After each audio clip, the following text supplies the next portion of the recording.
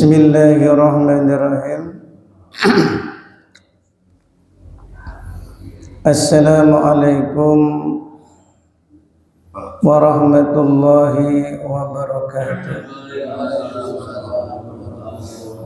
Nahmaduhu wa nusalli wa nusallimu ala rasulihil karim. Allahumma la ilma lana illa ma 'allamtana innaka anta 'alamul ghuyub. Rabbi shrah li sadri wa yassir li amri wahlul 'uqdatam min lisani yafqahu qawli. Jamaah salat subuh yang sama-sama dirahmati oleh Allah Subhanahu wa taala. Bersyukur kita sebelumnya kepada Allah Subhanahu wa taala. Alhamdulillah, dengan kasih sayang Allah kita telah dimudahkan oleh Allah untuk sama-sama melaksanakan salat subuh dengan berjamaah. Mudah-mudahan salat subuh kita diterima oleh Allah Subhanahu wa taala. Amin. Dan selepas salat subuh kita masih dipergunakan oleh Allah lagi untuk duduk di dalam masjid selepas salat fardu. Kata baginda Nabi Muhammad sallallahu alaihi wasallam, orang yang duduk di dalam masjid selepas salat fardu selama dia tidak batal atau tidak kentut, maka dia masih dihitung oleh Allah orang yang dalam keadaan sholat. Masya Allah. Ya, walaupun mungkin duduk kita sambil merem, ya, asalkan memang bukan sengaja tertidur, ya. Orang kalau tertidur tuh zikir aja sebelum tidur, ya, sholawat atau zikir-zikir yang lain, kemudian dia tertidur, maka tidurnya dia itu dihitung oleh Allah orang yang sedang berzikir. Itu kalau tertidur. Nah, tapi kalau sengaja tidur, nah ini yang nggak boleh. Hadirin yang dimuliakan oleh Allah Subhanahu wa taala, sejenak kita mendengarkan satu hadis dari baginda Nabi Muhammad sallallahu alaihi wasallam tentang keutamaan membaca ayat kursi dan 3 ayat terakhir surat Al-Baqarah. Jadi satu paket membaca ayat kursi, kemudian disambung dengan 3 ayat terakhir surat Al-Baqarah yang lafaz lillahi ma fis samawati wa ma fil ard wa in tubdu ma fi anfusikum aw tukhfu yuhasibukum bihi sampai akhir, ya, sampai akhir.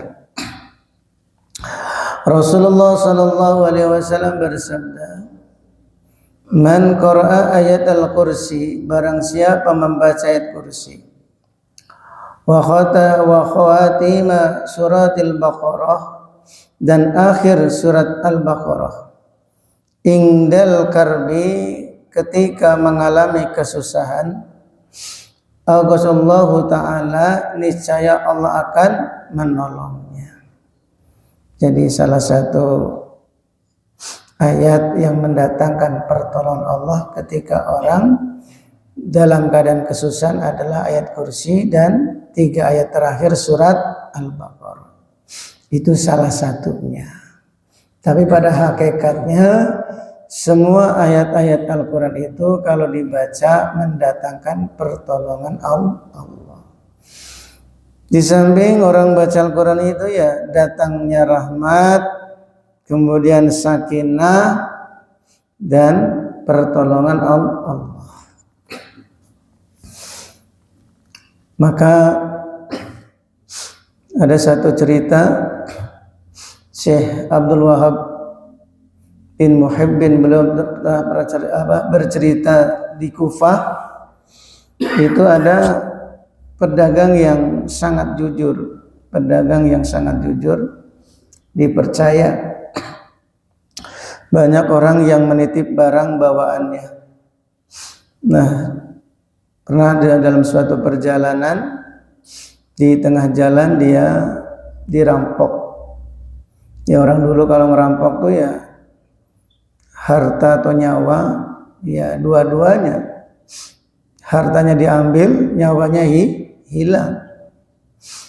Maka ketika orang soleh pedagang yang jujur ini dirampok, maka dia minta izin dari perampoknya untuk melakukan sholat 2 rakaat.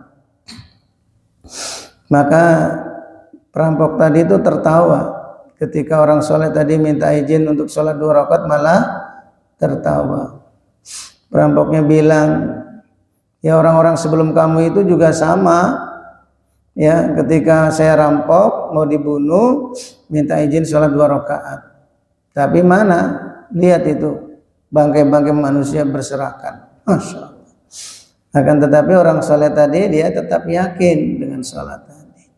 Begitu dia diizinkan sholat 2 rakaat, pada rakaat pertama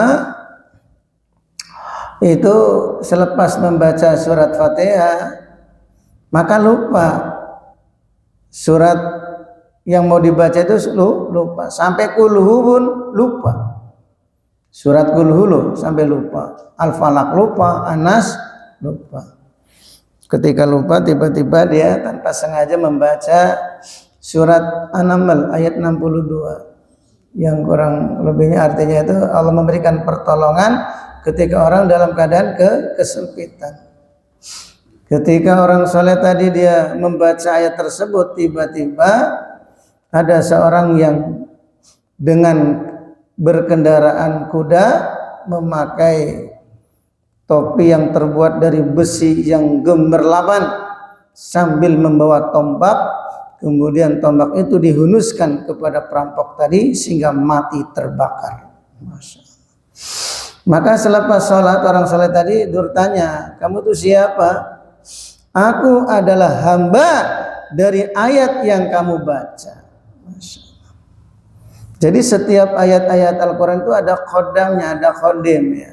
Cuma khodamnya ayat itu malah malaikat yang diperintah oleh Allah untuk membantu orang-orang yang membacanya. Jadi datangnya pertolongan lewat malaikat yang telah diperintah oleh Allah setelah apa?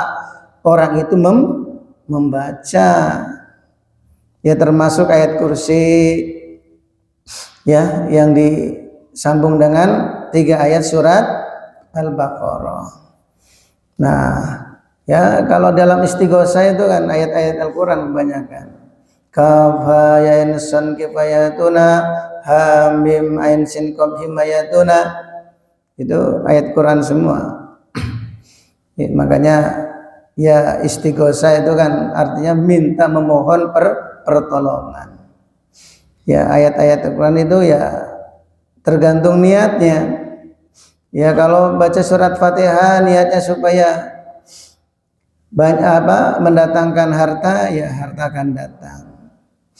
Kalau membaca surat Fatihah niatnya supaya disenangi orang, maka akan disenangi orang.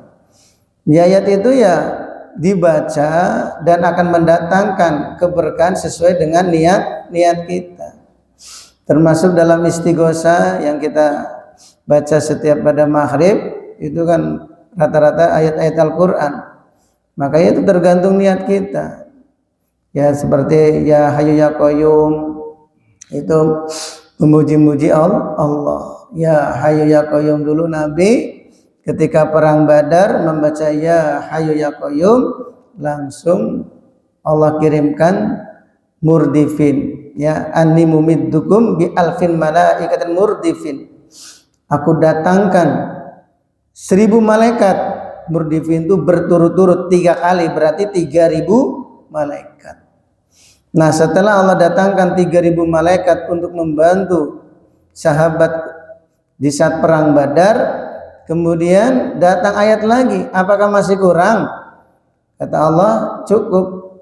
Tapi Allah datangkan lagi 5000 malaikat. Jadi berapa? 8000 malaikat. Itu baru ya Hayyu ya Qayyum, ya Hayyu ya Qayyum, ya Hayyu ya Qayyum. Jadi istighosah itu kalau kita ini sungguh-sungguh, ya pasti akan datang pertolongan Allah. Karena Allah itu punya pasukan, pasukan Allah itu para malaikat. Cuma kan permasalahan sahabat ketika perang Badar dengan kita kan beda. Kalau sahabat ketika perang Badar yang dihadapi adalah musuh, orang kafir. Kalau masalah yang kita hadapi itu apa? Ekonomi, terus keluarga, apa lagi? Ya, istri galak. Istri galak. Nah, ini justru perang paling berat tuh ya istri galak. Masya Allah, ya. Atau ya kemungkaran-kemungkaran yang ada di dalam hati, punya sifat sombong, dengki, takabur ya, atau takabur. Nah itu kan namanya permasalahan ya yang kita hadapi kadang lebih berat, berat. Nah itu akan datang pertolongan Allah. Cuma kita itu nggak bisa melihat malaikat, ya. Tapi kita harus yakin bahwa setiap ayat-ayat Al-Quran itu ada kodamnya, tapi kodamnya adalah malaikat yang diperintah oleh Allah ketika orang membacanya. Jadi setelah membaca, ya seperti pedagang yang soleh tadi, karena ayat yang dia hafal itu pada lupa semua sampai kulhu pun lupa, tanpa sengaja dia membaca surat An-Naml ayat 62. Tiba-tiba ya malaikat datang dengan tunggangan kuda, memakai topi besi yang gemerlapan sambil membawa tombak. Habis itu perampoknya, matinya bukan mati biasa, terbakar, hangus langsung. Masya Allah, ini pelajaran ya. Jadi kita harus yakin dengan ayat-ayat Al-Quran. Maka kalau kita istighosah itu ya diresepi, betul-betul diresepi ya. Ya, diresapi. Jadi ya pokoknya walaupun nggak tahu artinya, itu artinya apa Ustaz? Ya version itu memang ayat-ayat mutasabihat ya, atau innahu min sulaiman wa innahu bismillahirrahmanirrahim alla ta'ala alayya wa atuni muslimin. Itu artinya nggak tahu ya. Ya nggak tahu nggak apa-apa, nggak wajib ya. Yang wajibnya itu yakin. Ya, yakin bahwa ayat itu mendatangkan pertolongan Allah. Wa alqaitu alaika mahabbatan minni wa litasna ala aini. Masya Allah, itu ayat-ayat pengasihan. Tapi kalau kita dibaca ketika istighosah itu mendatangkan pertolongan Allah. Walaqad katana bizzaburi min ba'di dzikri annal arda yarisuha ibadiyas salihun. Itu ayat bercerita bahwa dalam kitab Zabur itu sudah ditulis bahwa bumi ini hanya diwariskan untuk orang-orang soleh. Jadi orang tuh kalau betul-betul soleh itu ya dunia itu akan ditundukkan untuk orang-orang yang soleh, bukan Pak Soleh, orang yang soleh. Kalau namanya Pak Soleh mah banyak. Ya dunia ditundukkan untuk orang-orang yang soleh. Maka hadirin yang dimuliakan oleh Allah Subhanahu Wa Taala. Ya, nanti malam itu kan kita akan istighosah akbar ya.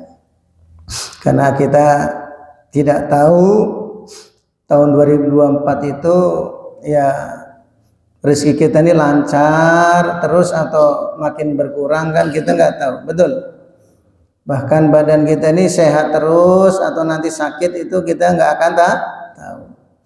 Orang yang punya penyakit stroke ya itu sebelumnya nggak tahu kalau dia nanti tahun ini dia akan kena penyakit stroke. Orang yang kecelakaan juga sebelumnya tidak tahu kalau nanti dia akan terjadi kecelakaan pada tahun itu, bulan itu, jam sekian, hari sekian, dia nggak akan pernah tahu sebelumnya. Nah, kita juga tidak tahu tahun 2024 apa yang akan terjadi pada diri kita dan keluarga kita. Semuanya tidak akan ada yang tahu, kecuali yang tahu hanya Allah. Oleh karena kita nggak tahu masa depan yang akan terjadi kecuali yang tahu hanya Allah, maka tidak ada jalan kecuali kalau kita mendekatkan diri kepada Allah, yaitu dengan amal dan amal dan doa. Maka hadirin yang dimuliakan oleh Allah Subhanahu wa taala, maka mudah-mudahan dengan harapan kita nanti malam tuh istighosah ini tahun 2004 dan seterusnya, rezeki kita mudah-mudahan dilancarkan oleh Allah, ya. Badan kita senantiasa disehatkan oleh Allah. Ya, kita karena tidak tahu apa yang terjadi. Tapi kalau kita ini meminta, memohon pertolongan kepada Allah, insya Allah ya setiap masalah itu akan ditolong oleh Allah, barokah lewat doa. Dan doa itu sendiri adalah sebagai penolak bala. Makanya istighosah dan doa bersama. Andaikan doa kita enggak makbul, andaikan manfaat doa itu sendiri sebagai penolak bala. Bala itu apa? Musibah-musibah yang datang kepada kita yang kita tidak suka. Kepleset, ketabrak, ya termasuk ya sakit yang badan nggak bisa bergerak, ya macam-macam lah musibah-musibah yang kita tidak menyukainya. Nah itu akan dihilangkan oleh Allah Subhanahu wa taala barokah daripada doa. Walaupun ya andaikan doa kita tuh tidak makbul, itu andaikan. Tapi doa setiap orang beriman itu pasti diijabah. Apalagi doa bersama. Yadullah ala jamaah, pertolongan Allah itu bersama jamaah. Andaikan ini yang istighosah nggak ada yang makbul nih, karena mungkin mata sulit untuk menjaga, hati juga sulit untuk menjaga, makanan masih apa aja makan, halal haram masih mungkin ya sulit untuk menjaga. Tapi barokah orang itu istighosah, ya berdoa dengan berjamaah, jamaah itu sendiri mendatangkan pertolongan Allah. Inilah manfaatnya jamaah, dan jamaah yang besar itu lebih disukai oleh Allah daripada jamaah yang kecil. Maka nanti malam tuh usahakan ya kita hadirkan sebanyak-banyaknya dengan harapan mudah-mudahan kehidupan kita ini kedepannya semakin diberkahi oleh Allah. Insyaallah. Ini kembali masalah ayat kursi dan surat Al-Baqarah, ya 3 ayat terakhir. Jadi kalau kita ini ada masalah, ada kesusahan atau kesulitan, baca ayat kursi. Nah, baca ayat kursi. Kalau ayat kursi nggak hafal atau baca Quran nggak bisa, gimana kira-kira? Diem, ya. Nah kata Kiai Hamid, ya gurunya Kiai saya itu Pasuruan, beliau mengatakan kalau orang itu memang nggak bisa baca Al-Quran, ya nggak apa-apa, ya. Atau nggak bisa sedekah, jangan sedekah. Ya, nggak bisa puasa sunnah, jangan puasa sunnah. Karena ada tirakat yang lebih berat lagi, yang lebih dahsyat lagi, apa itu? Tirakat memiliki hati yang baik. Masya Allah. Jadi makanya hadis yang pernah kita dengar sebelumnya dalam kitab Nasul Ibad, bahwa orang yang bangun dari tidurnya di pagi hari, dia tidak ada niat berbuat dolim kepada orang lain, dosa-dosanya diampuni oleh Allah. Coba renungkan. Kata baginda Nabi Muhammad SAW, di pagi hari bangun tidur tuh, dia tidak ada niat berbuat dolim kepada orang lain, nggak ada niat untuk berbuat jahat. Bersihnya hati dia itu loh dari berbuat buruk, itu dosa-dosanya diampuni oleh Allah. Ini belum istighfar. Kenapa? Karena tirakat yang paling berat itu tirakat menahan penyakit hati. Maka kata Nabi, kalau kamu bangun tidur dari pagi bisa menahan sifat dengki sampai sore hari, lakukanlah, karena itu adalah sunnahku. Itu adalah sunnahku. Man ahya sunnati faqad ahabbani wa man ahabbani kana ma'afil jannah. Barang siapa yang mengamalkan sunnahku, sungguh dia cinta kepadaku, dan barang siapa yang cinta kepadaku, sungguh dia akan masuk surga bersamaku. Itu hadis itu kan awalnya menahan sifat dengki. Jadi ternyata tirakat yang paling berat itu adalah menahan penyakit hati. Ya, amalan-amalan itu bisa membersihkan hati, termasuk baca Al-Quran, itu bisa melembutkan hati. Tapi kalau orang udah nggak bisa baca Al-Quran, sedekah sudah nggak pernah, apalagi puasa sunnah nggak pernah lagi, ya masih ada amalan yang lebih dahsyat lagi, yaitu menahan penyakit hati. Itu lebih dahsyat. Ya, ini kata Ki Hamid Pasuruan, beliau yang sudah menjalani beberapa tirakat sampai bertapa pun sudah nyoba-nyoba bertapa. Ternyata tirakat yang paling dahsyat yaitu menahan daripada penyakit hati. Punya hati yang bagus, sayang kepada orang, tidak ada kedengkian kepada orang, itu amalan yang bisa menggugurkan dosa. Sekarang kalau orang sholat, baca Al-Quran, tapi masih ngomongin orang, habis seluruh kebaikannya, betul nggak? Orang beribadah dari kecil sampai usia 70 tahun, sekali aja dia mengucapkan keburukan orang, itu ibadah dia selama 70 tahun, itu hilang. Jadi ternyata memang tirakat yang paling berat itu menahan penyakit hati, menahan sifat dengki, itu berat.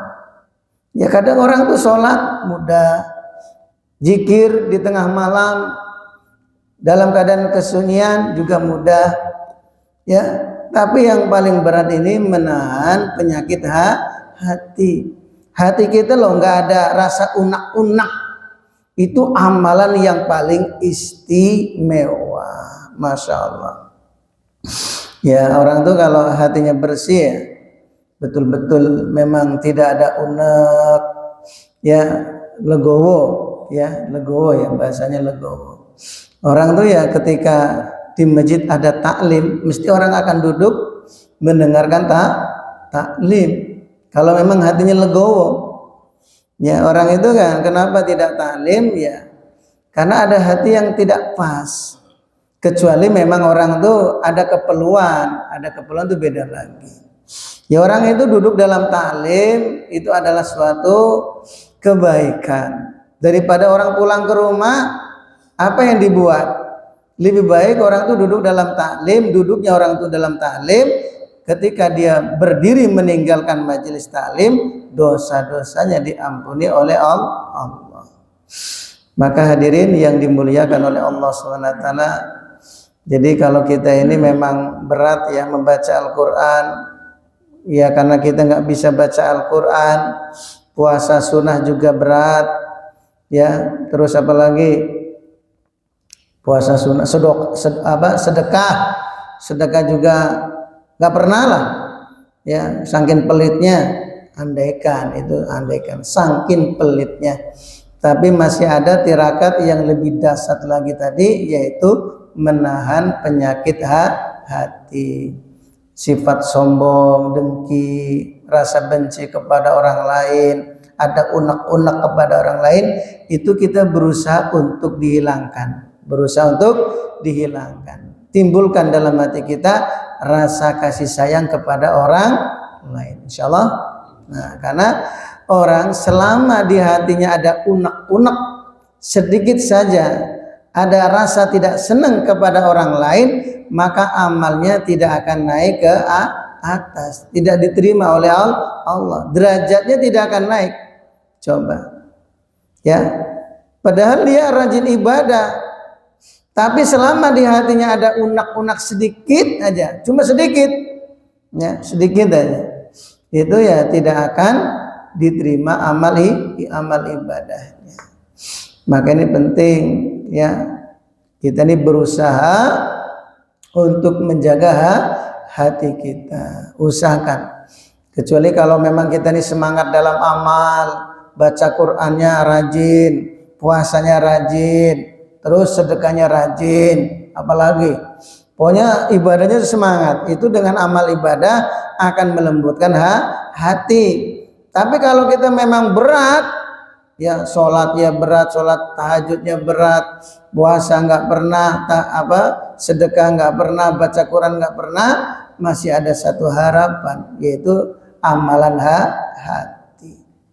Jadi amalan hati itu cuma di hati kita nggak ada rasa unek-unek saja di pagi hari, itu menjadi asbab dosa-dosa kita diampuni oleh Allah. Tapi ditahan.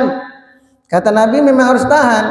In qadarta, ya gimana bunyi hadisnya? Kata Nabi, apabila di pagi hari engkau bisa menahan sifat dengki sampai sore hari, if'al, maka lakukanlah, karena itu adalah sunnahku. Jadi sunnah Nabi itu bukan hanya sholat berjamaah, duduk dalam masjid, itikaf, baca Al-Quran, puasa sunnah, bukan. Termasuk sunnah Nabi adalah memiliki akhlak yang baik, menahan sifat dengki. Ini yang paling berat tuh ya, menahan sifat dengki, membersihkan hati, tidak ada rasa unek-unek sedikit pun kepada sesama orang Islam, khususnya orang Islam. Ya, orang tuh berbuat buruk kepada hewan saja bisa menjadi ahli neraka, apalagi berbuat buruk kepada sesama manusia, apalagi orang beriman yang rajin sholat. Sampai Nabi pernah berpesan kepada Sayyidina Ali, ketika Sayyidina Ali itu meminta satu pembantu. Kata baginda Nabi, ini kamu ambil pembantu yang ini, karena ini dia rajin sholat dan jangan kamu pukul. Jangan kamu pukul. Jadi orang kalau udah rajin sholat, jangan sekali-kali disakiti. Ya, orang yang nggak pernah ibadah saja, selama di dalam hatinya ada kalimat iman, itu sudah lebih baik daripada seluruh orang kafir di muka bumi, di seluruh dunia. Itu orang beriman yang nggak pernah ibadah, yang sepanjang hidupnya bermaksiat, tapi dalam hatinya ada kalimat la ilaha illallah, itu sudah lebih mulia daripada seluruh orang kafir di dunia. Coba, kalau orang beriman yang tidak pernah taat saja itu lebih mulia daripada seluruh orang kafir, apalagi orang beriman yang dia sholat, walaupun sholatnya 1 tahun sekali, sholat Idul Fitri. Apalagi orang beriman yang sholatnya seminggu sekali, yaitu sholat Jumat. Apalagi orang beriman yang sholatnya 5 waktu, Masya Allah. Apalagi orang beriman yang di samping sholat 5 waktu, sholat sunnahnya dijaga, baca Qurannya jaga. Nah, ini lebih hati-hati lagi. Ini namanya walinya Allah. Karena kata ulama, wali itu kan tingkatan-tingkatan. Jadi orang beriman yang tidak pernah taat itu juga kekasih Allah. Kenapa kekasih Allah? Andai kan Allah nggak sayang sama dia, Allah nggak kasih dia hidayah. Betul? Orang beriman itu menunjukkan kekasih Allah. Maka dunia ini tidak akan terjadi hari kiamat selama di dunia ini masih ada satu orang beriman. Itu harganya orang beriman, kekasih Allah. Apalagi orang beriman yang rajin sholat, nah ini lebih disayang oleh Allah. Kalau sudah disayang oleh Allah, jangan sekali-kali disakiti. Maka hadirin yang dimuliakan oleh Allah Subhanahu wa taala, ini kembali masalah surat ayat kursi dan 3 ayat surat Al-Baqarah. Kalau memang kita berat untuk mengamalkannya, ada amalan yang lain. Apa tadi? Menjaga hati. Menjaga hati itu amalan yang sangat dahsyat, yang bisa mengampuni seluruh dosa-dosa kita. Kalau dosa-dosa kita diampuni, dengan sendirinya seluruh permasalahan hidup kita akan diselesaikan oleh Allah. Karena sumber daripada masalah adalah dosa-dosa kita. Itu sumber masalah. Ya, maka salah satu amalan yang bisa menghapuskan dosa kalau orang itu memiliki hati yang baik. Maka mudah-mudahan jamaah syukur ini di samping rajin ibadah, hati kita dijaga. Insya Allah ini amal lebih dasar lagi. Sudah hatinya baik, rajin ibadah lagi. Ini ciri-ciri ahli surga. Amin. Karena kata para alim ulama, orang-orang di surga itu tidak ada yang memiliki penyakit hati. Sifat sombong nggak ada. Ya, terus iri nggak ada. Pokoknya bersih. Ahli surga itu hatinya bersih. Hatinya bersih. Maka kalau kita ini ingin masuk surga, bersihkan hati.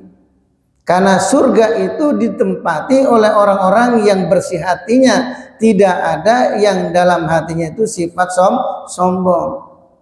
Ya, sifat iri, dengki, itu nggak ada ahli surga. Maka ciri-ciri orang ahli surga adalah orang yang di dunia memiliki hati yang baik. Bukan yang banyak ibadahnya, yang memiliki hati yang baik. Kapan ada orang itu memiliki hati yang baik? Itu orang calon ahli surga. Layak itu. Makanya kata Nabi, khairukum li ahli.